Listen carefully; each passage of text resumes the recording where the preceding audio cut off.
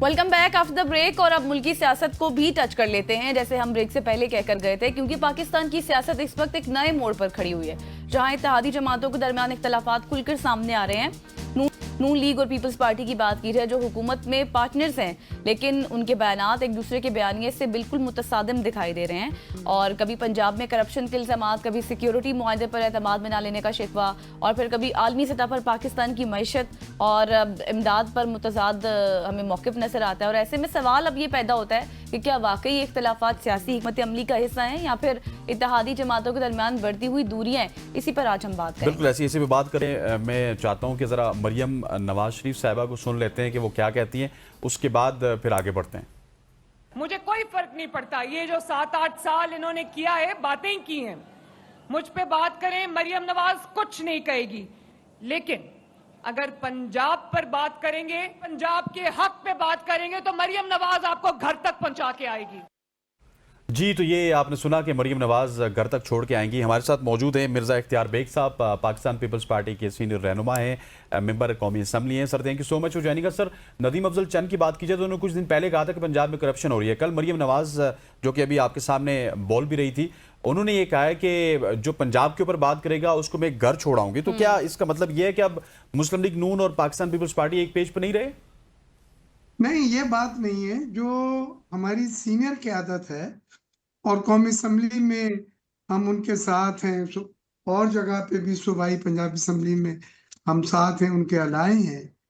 तो हमें एक अंडरस्टैंडिंग है, बिल पास होते हैं, 26 अमेंडमेंट हुई, आज भी हमने बिल पास किया है इन्वेस्टमेंट और बिजनेस करने की सहूलतों को बेहतर बनाने का, साथ बैठ के किया है।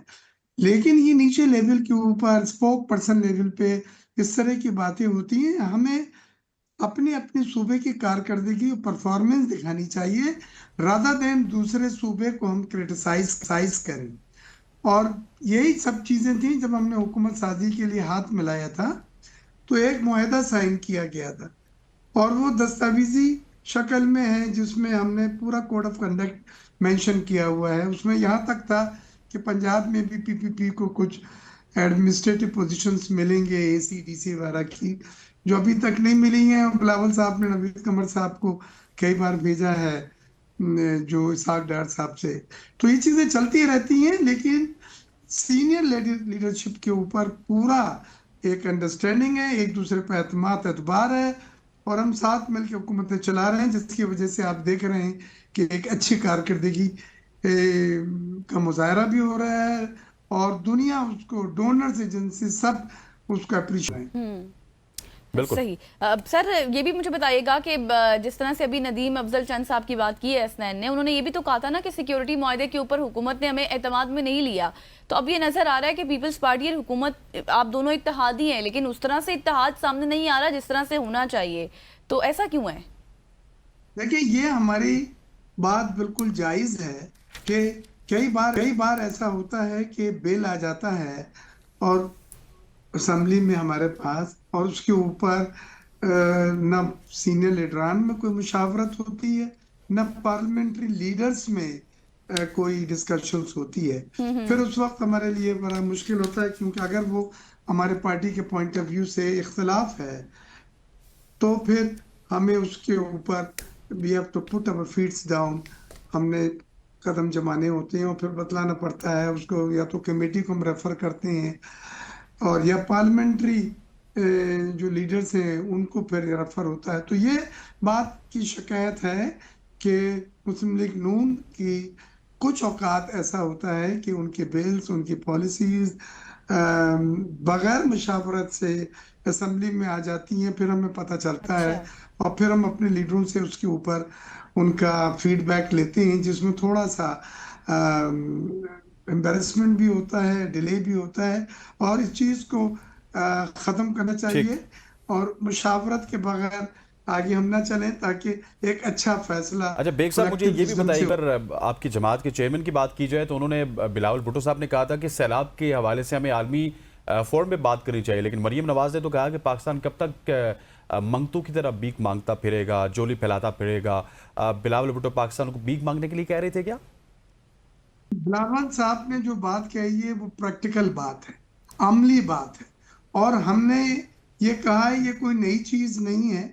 दुनिया में जब भी किसी मुल्क में आफत आती है, फ्लड आता है, जलजले आते हैं, अर्थक्वेक आते हैं, तो उसका लॉस असेसमेंट होता है जो इंटरनेशनल एजेंसीज, डोनर्स एजेंसीज करती हैं।